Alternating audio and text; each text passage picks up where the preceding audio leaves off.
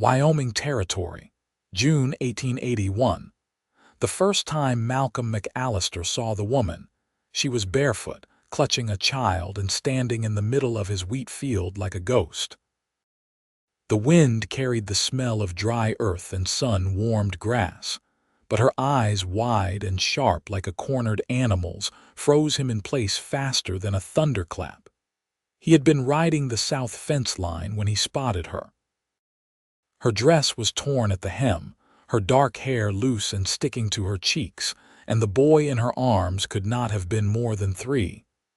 A second child, a girl maybe 5 or 6, stood behind her, half hidden in the tall wheat. Malcolm dismounted slow, raising one hand. "You lost?" he asked, voice low but clear. The woman backed up a step, her grip tightening on the boy. "Please," she said.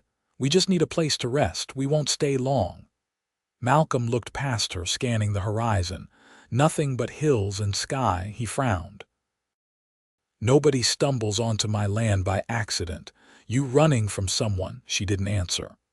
The girl behind her peeked out, eyes the same pale green as her mother's. Malcolm blew out a quiet breath. "Come on. Barn's got water and shade. You can explain after." The woman hesitated, then nodded once.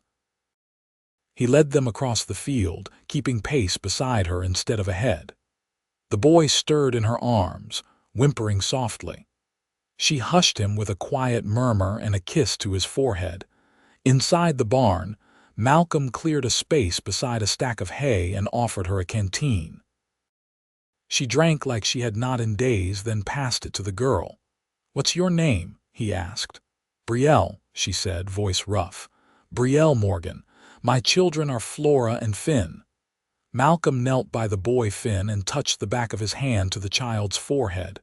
"Too warm." "They sick, just hungry and tired." He looked at her again, really looked. Dust coated her dress, her face was streaked with sweat, and her hands trembled even while holding her son. But her jaw was steady, her eyes clear. She had not broken yet. "You got someone chasing you." She didn't answer right away. Flora curled against her side and closed her eyes. Brielle met his gaze. "Yes, outlaws, 3 men.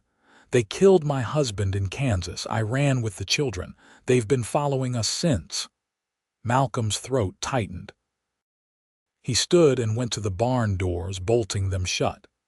"This land stretches 30 miles in every direction. Nearest town's a day's ride. You're safe here." Brielle's shoulders sagged just a little. He turned back, tone gentler. "You got family?" "No, just us now." Malcolm nodded. "You can stay in the bunkhouse for now.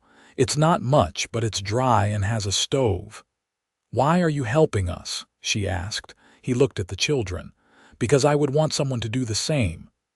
They moved into the bunkhouse before sunset.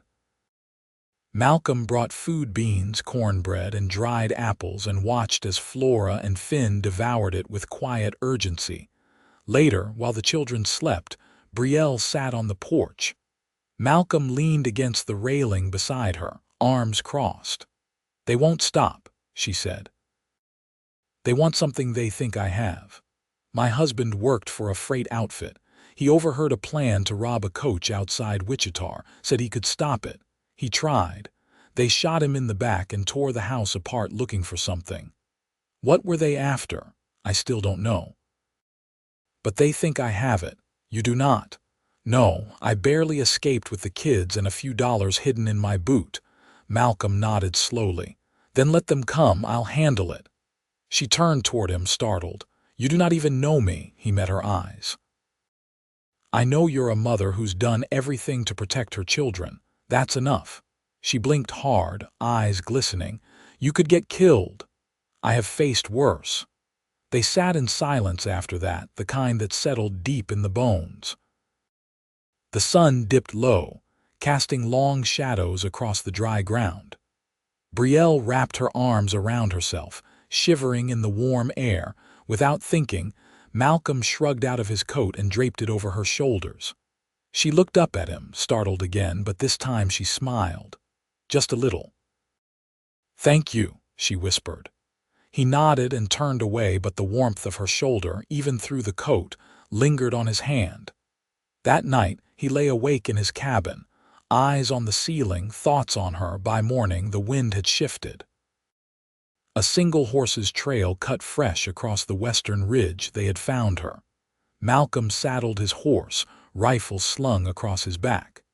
When he reached the bunkhouse, Brielle was already up, packing the few things they had. Flora held Finn's small hand, both children quiet and wide-eyed. "They are close," Malcolm said. Brielle nodded. "We will leave." "No," Malcolm said, firm. "You will stay. I will ride out and see how close they are. If they are near, I will draw them off." Her eyes widened. "You will not make it back." "I will," he said. "I always do." She reached out, caught his hand. "Why would you risk this?" He looked down at her hand in his, then into her eyes. "Because I care what happens to you." Her breath caught and she looked away quick, but she did not pull her hand back. He squeezed it. "Stay inside. Keep the door barred. I will be back before sundown." Then he rode off into the rising heat, heart pounding not from fear but from the way her fingers had lingered against his. Malcolm rode west, tracking the single rider's trail through a cut of sagebrush and stone that sloped toward the river bend. The tracks were fresh, the horse heavy-stepping, likely carrying a man with more firepower than sense. He kept his rifle braced across his thighs, eyes narrowed against the glare rising off the rocks. Around midday, he found a disturbed patch of ground ashes from a campfire, still faintly warm beneath the heel of his glove. A tin coffee cup lay tipped near a scuffed saddle blanket. He crouched beside it, scanning the wide bowl of land beyond. Nothing moved but a hawk circling high above. The trail continued south, but the prints doubled back in places. The man was circling, not headed anywhere in particular. Hunting. Malcolm stood, jaw tight, and turned east. He would not lead them farther from the ranch, not with children there. He'd draw the bastard close, then end it quick.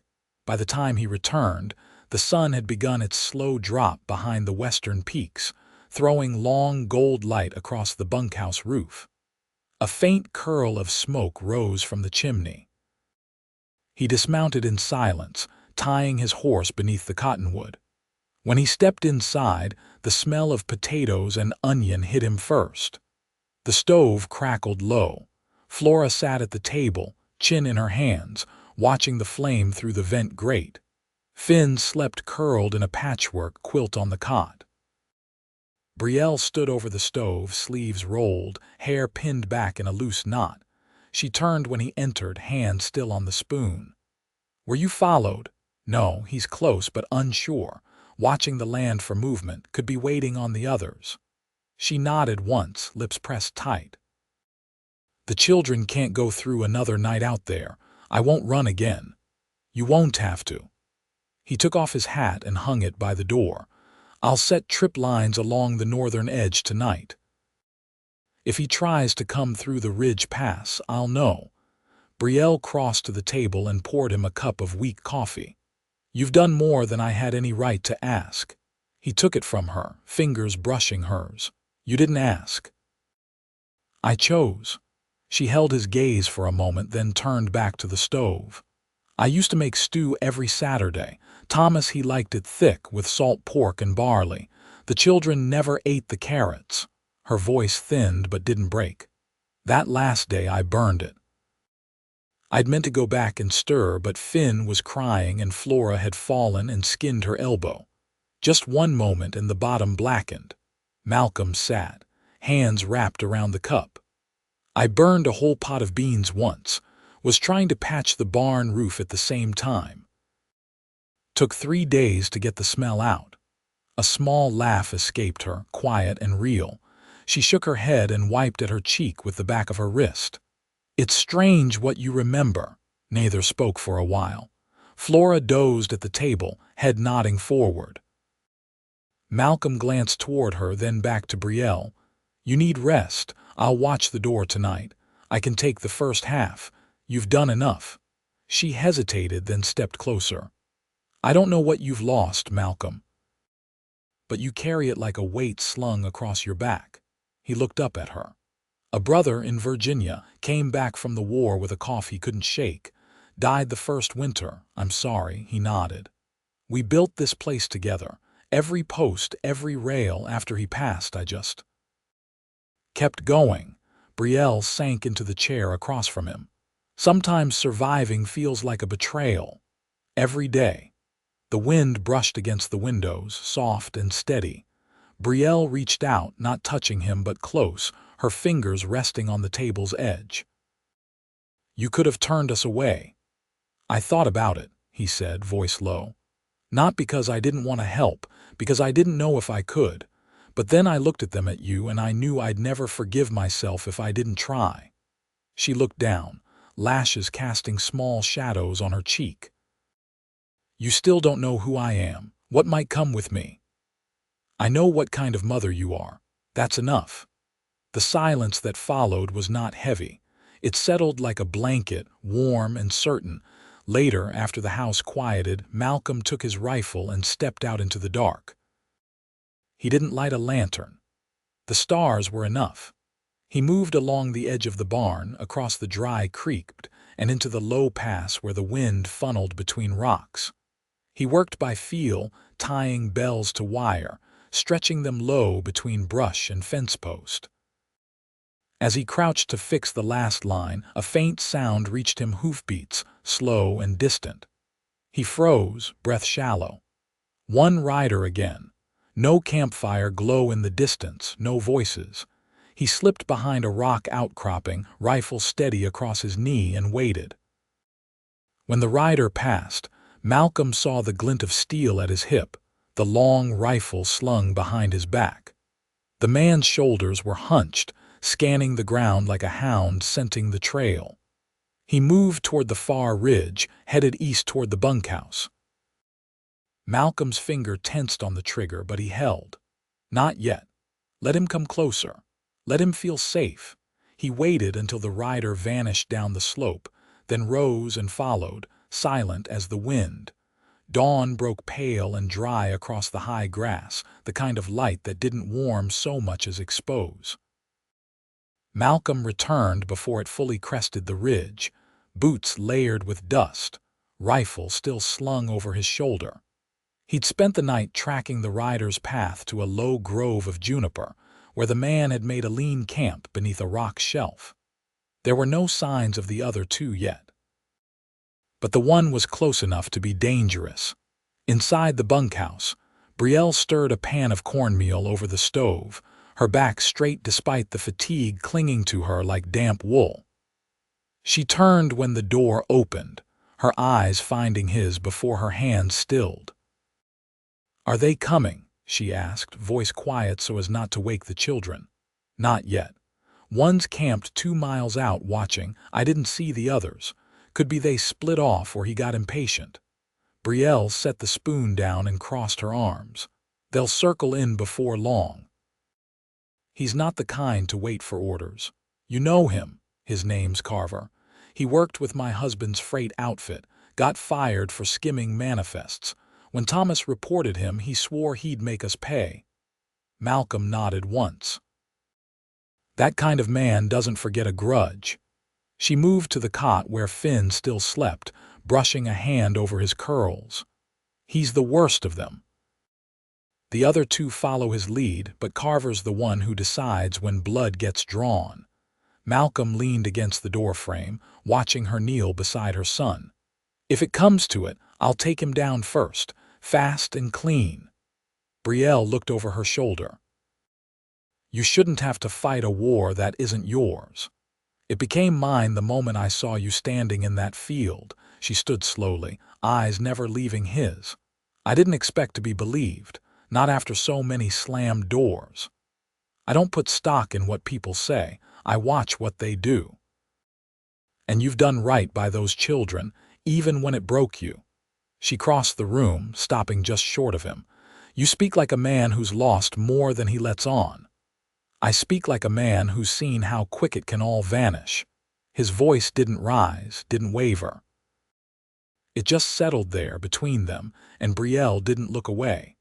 For a moment, the only sound was the soft breathing of the children and the faint hiss of the cornmeal thickening on the stove. "I'll take Flora out to the barn," she said after a pause. "Let her help me with the hens. She needs something normal." Malcolm stepped aside to let her pass, then followed her out to the yard. The light had sharpened, casting long lines along the fence posts. Flora skipped ahead, her braids swinging, unaware of the danger watching from the hills. While Brielle checked the nesting boxes, Malcolm crouched beside Flora and handed her a small tin pail. "They don't peck hard," he said. "Just reach under gentle." She nodded solemnly and followed her mother's lead. Brielle kept her hands steady, but her eyes flicked to the north tree line more than once. When she straightened with the last egg, she glanced toward Malcolm. "He'll try tonight." "How do you know?" "Because he's cruel. And cruel men don't like waiting." Malcolm tapped a finger against the rail post. "I'll set up behind the barn. He'll come through the low gully if he's smart. I'll be there. You'll need someone watching the front." He raised a brow. "You offering?" She lifted her chin. "I've handled a rifle before. You'd shoot. If it meant keeping them safe, I wouldn't hesitate." He studied her for a long moment, then nodded. "I'll show you the sight line from the porch. You'll only need one shot." Flora, hearing the edge in their voices, wandered to the fence, kicking at the dirt. Brielle walked to her, knelt, and whispered something in her ear. The girl nodded and pressed her cheek to her mother's shoulder. That evening, the wind shifted again, curling in from the east with the scent of dry pine and old smoke. Malcolm loaded the rifle with quiet hands and handed Brielle a smaller carbine he'd kept from his brother's belongings. She took it without a word, checking the chamber with practiced fingers. "Flora'll sleep in the loft with Finn," she said. "I told her it's just for fun. A camp night."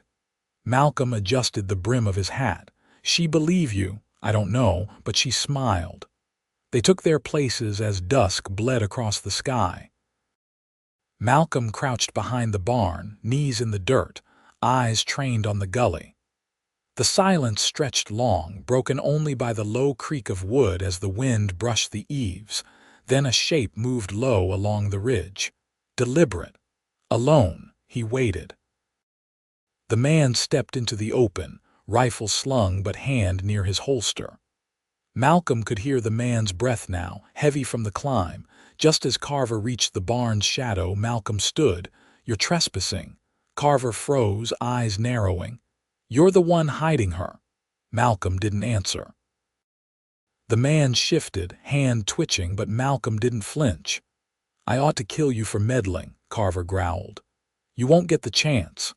Behind them, the soft crack of the carbine rang out, a warning shot precise and near, just over Carver's shoulder. He spun, startled, and that was all the time Malcolm needed.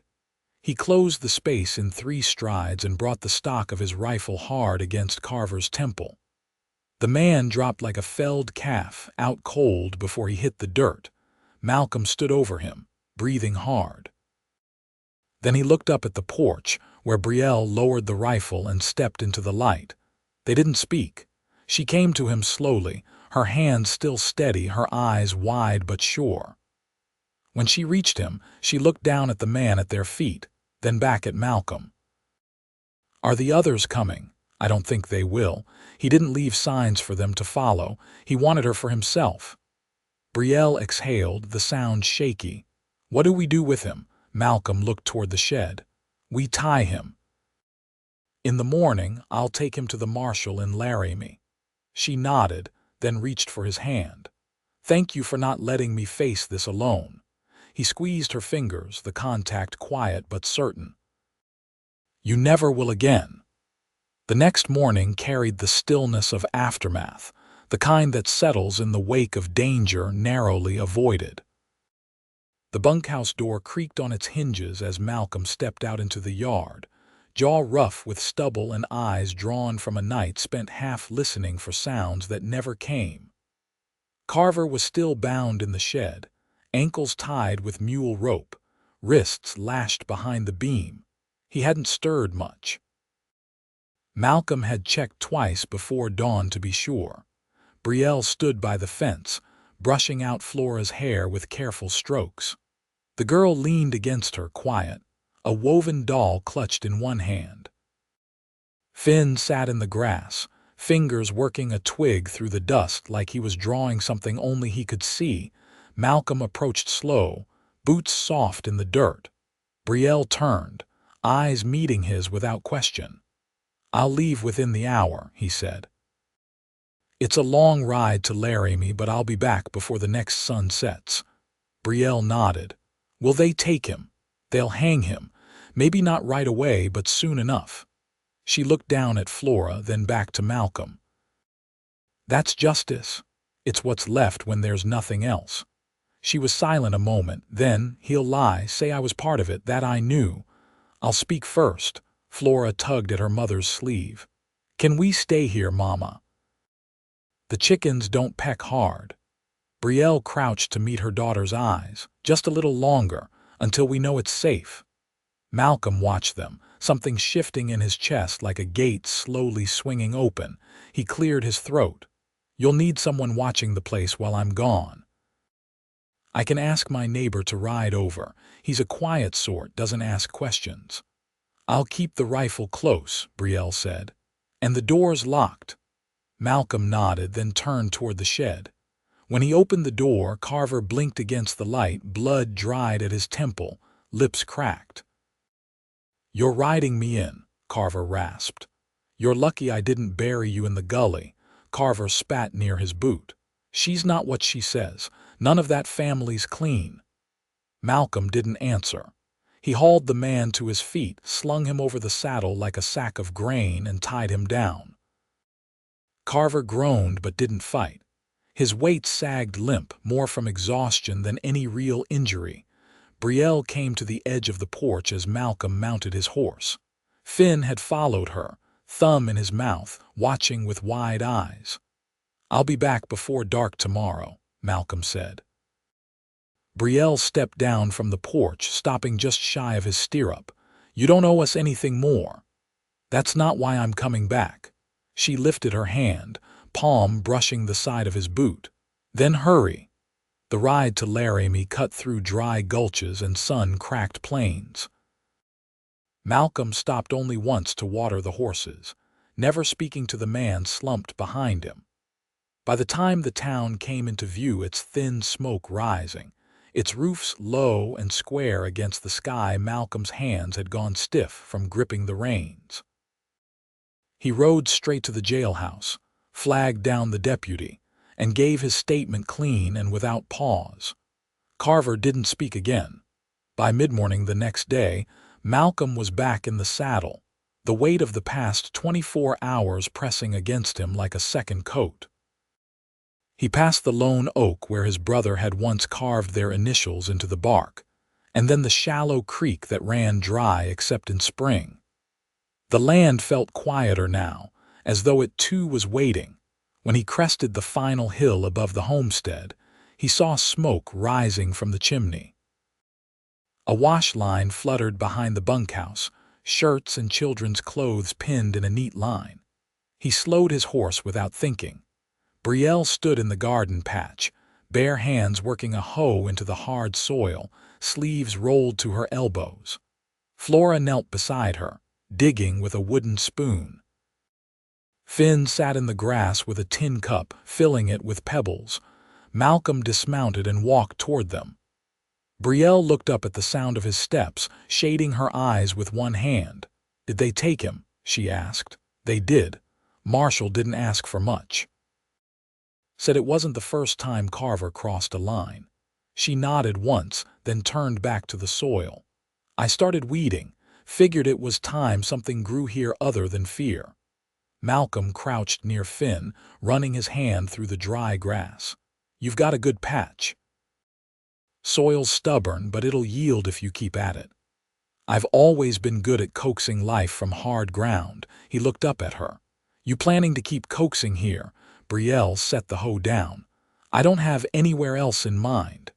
Malcolm stood, brushing his hands together. I've got a second barn that needs a roof, and a winter cellar that won't dig itself. Could use the help. She tilted her head. You offering me work? I'm offering you a place if you want it. Her eyes searched his, careful but not guarded. And if I want more than work? He stepped closer, slow and sure, until there was nothing between them but dust and breath. Then you'll find I do too. She didn't answer right away, just reached up and touched the line of his jaw, rough with trail dust and sun. Then she smiled, not small, not uncertain, but with the full weight of someone who had been waiting a long time to feel safe. I'll make stew tonight, she said. With barley and salt pork. You can tell me if I burn it. He touched her cheek just once. I'll eat it anyway. Behind them, Flora laughed as a chicken flapped past, and Finn tipped his cup, spilling stones in a bright scatter. The wind picked up through the grass, carrying the scent of tilled earth and smoke and something warmer than spring. Malcolm took her hand, and this time, she didn't let go. The cellar took 3 weeks to dig. By then, the thunderheads had started to roll in heavy and low in the afternoons, pressing the scent of wet dirt deep into the wind. Malcolm worked the spade while Brielle set stones into the walls, her hands raw but precise. Flora helped pack the clay tight around the base with a wooden paddle, and Finn spent hours collecting smooth rocks to line the steps. They fell into rhythm without speaking much, their movements a kind of language. There was no need to name things like comfort or trust. They simply built them, side by side, as steady as the walls rising from the earth. One evening, after the storm passed and the cellar stood ready, Brielle came out from the bunkhouse with a folded quilt and 2 apples. Malcolm was on the porch, mending the harness straps with a curved needle and a strip of rawhide. I thought we'd sit by the root cellar, she said. You can tell me what you plan to keep down there besides turnips. I hadn't thought past the turnips.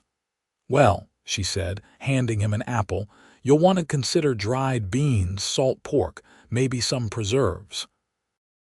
I can teach you how to seal jars properly. I'd like that. She sat beside him on the quilt, her skirt brushing the side of his boot. The grass was damp but warm, and the sky had opened wide enough to show stars again. Flora asked when we'd make a scarecrow, she said. She wants it to wear your hat. She can borrow it when the wheat needs watching. Brielle looked at him then, her face soft in the dark. I used to think I'd never feel safe again. Not really. I woke every night for months certain I heard boots outside the wall. You don't wake like that now. No, she said. Not since the night you stood behind that barn, waiting. I knew then you'd stood still for me. Malcolm didn't speak, just watched her lips as she spoke, the way her hands curled into her lap when they weren't holding anything. He reached out slow and touched her wrist. She turned her palm, and their fingers threaded together like that was always how they'd meant to fit. He leaned in, their foreheads touching, the breath between them shared but unhurried. I've built this place with my hands, he said. But I didn't know what it was missing till I saw you standing in that wheat. She kissed him, not cautiously but with a quiet certainty, the kind that didn't beg or question, just answered something old and unspoken. I want to stay, she said when they parted, her voice low. Not just for now. I want to raise the children here with you. I want that too. I won't be idle. I'll work the garden, mend what needs mending. I'll teach Flora her letters and keep Finn from eating every beetle he finds. Malcolm laughed, a sound short and real. And I'll build the second bedroom like I promised, maybe a loft for the children. And a kitchen window that opens, she added. So I can call you in before supper burns, he nodded. We'll have that. They sat until the moon rose high, listening to the frogs in the creek and the soft rustle of wheat in the wind. When the air cooled, he wrapped his arm around her, and she leaned against his side. Nothing more needed saying that night. By the start of August, the bunkhouse had been emptied. Malcolm's cabin now held 4 sets of boots by the door, a lopsided shelf of jars in the pantry, and a chalkboard nailed to the wall where Flora practiced her letters. Finn took to sleeping curled on a bedroll at Malcolm's side of the bed, until Malcolm built him a little trundle with carved posts shaped like mule ears. The children called him Mac, never Malcolm, and when they tugged his coat or asked to ride the gelding, he answered without pause. Brielle kept her promise about the kitchen window. She opened it every evening, and the smell of stew or cornbread drifted out as she sang low and off-key. Malcolm pretended not to notice the tune was always the same one, the one she hummed when she worked in the garden, or when she washed Finn's hands after he'd found another toad. One morning, in late September, Flora came running in from the yard with a fistful of feathers. "The hens are molting," she declared. "Mama says they'll look dreadful for a while." Malcolm crouched to her level. "Everything changes some before winter, even hens." Brielle watched from the porch, her hair tucked under a kerchief, a pail of laundry at her feet. She smiled, the kind that spoke from deep in the chest. That night, after the children had gone to sleep and the fire crackled low, she sat beside Malcolm on the edge of their bed, fingers laced through his. "I've been thinking," she said, "about spring." His thumb brushed her knuckles. "What about it? I'd like to marry you." He turned to face her, his eyes steady. "I was waiting for the right time to ask." She laughed, soft and surprised. "You were. I didn't know if you wanted to carry another name, or if Morgan was too tied to the past. I wanted to be tied to this place, to now. Then we'll do it proper. I'll ride to town, speak to the preacher." She leaned into him, resting her head on his shoulder. "It doesn't need to be much. It'll be enough." They wed under the cottonwood tree just before the frost set in. The preacher came with his wife and a Bible wrapped in blue cloth. Flora picked wild asters from the riverbank, and Finn wore a vest 3 sizes too big that Malcolm had found in a trunk. They said their vows with calloused hands clasped and eyes that had seen enough sorrow to understand the weight of joy. That winter, the fire never went out, and neither did the gentle hush of voices sharing warmth, or the sound of children sleeping safe between walls built to keep in more than just the cold. They lived that way, not perfect, but full. Full of harvests and small troubles, of worn boots and mended seams, of laughter that grew easier with time.